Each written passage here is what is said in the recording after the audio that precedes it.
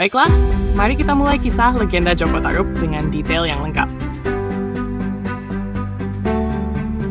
Dahulu kala di sebuah desa di Jawa, hiduplah seorang pemuda tampan bernama Joko Tarub.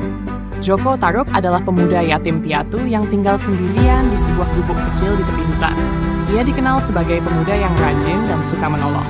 Namun di balik itu, ia juga punya rasa penasaran yang besar. Setiap hari, Joko Tarub menghabiskan waktunya bekerja di ladang, berburu, atau sekadar berjalan-jalan di hutan untuk mencari ketenangan. Suatu hari, saat sedang berburu di hutan, Joko Tarub mendengar suara yang asing, seperti suara tawa dan canda perempuan. Karena penasaran, ia mengikuti suara itu dan sampailah ia di sebuah telaga yang indah, tersembunyi di tengah hutan.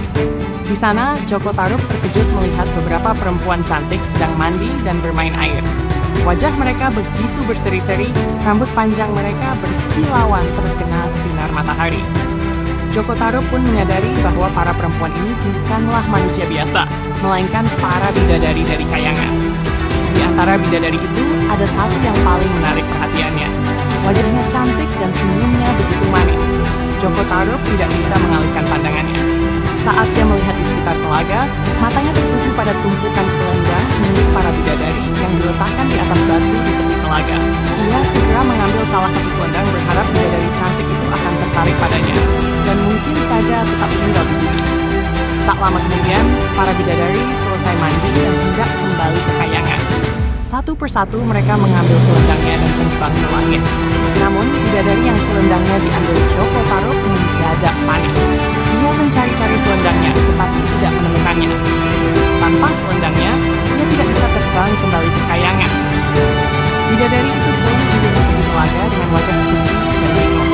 Melihat kesempatan itu, Joko Tarub mendekati sang bidadari dan berpura-pura menawarkan bantuan. "Kok kau terlihat sedih, Nona?" tanya Joko Tarub dengan nada penuh kepedulian. Bidadari itu menjawab dengan suara lirih, "Selendangku hilang.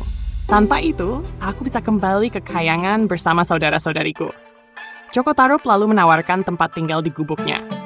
Ia berjanji akan menjaga dan merawat bidadari itu hingga ia menemukan cara untuk kembali.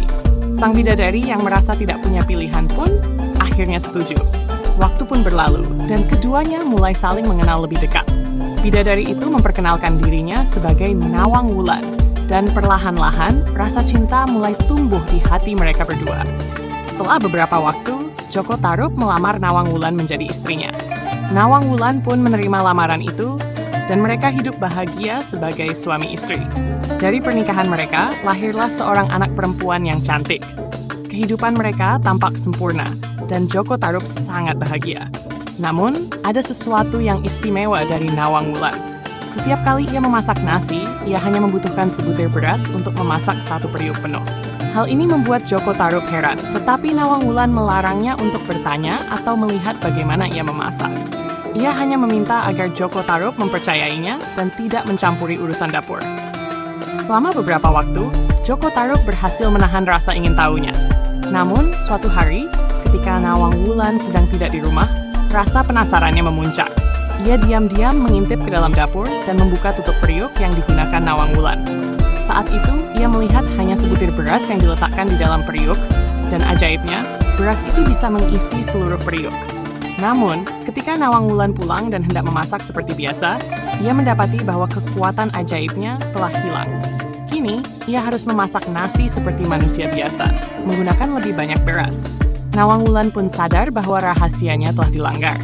Dengan sedih, ia menatap Joko Tarub dan berkata, "Kenapa kau melanggar janjimu, suamiku? Karena rasa penasaranmu, kekuatanku kini hilang." Sejak saat itu, mereka harus hidup dengan cara yang lebih sederhana, karena keajaiban yang dimiliki Nawang Wulan telah hilang. Joko Tarub merasa sangat bersalah, tetapi ia tidak bisa memperbaiki apa yang telah terjadi. Namun, rahasia besar lain juga tersimpan. Suatu hari, ketika Nawang Wulan sedang membersihkan rumah, ia menemukan selendangnya yang selama ini disembunyikan oleh Joko Tarub. Selendang itu tersimpan di atap rumah mereka. Saat melihatnya, Nawang Wulan merasa senang namun juga sedih, karena ia tahu inilah kunci untuk kembali ke kayangan. Dengan selendang itu, Nawang Wulan bisa terbang kembali ke dunianya, meninggalkan kehidupan di bumi.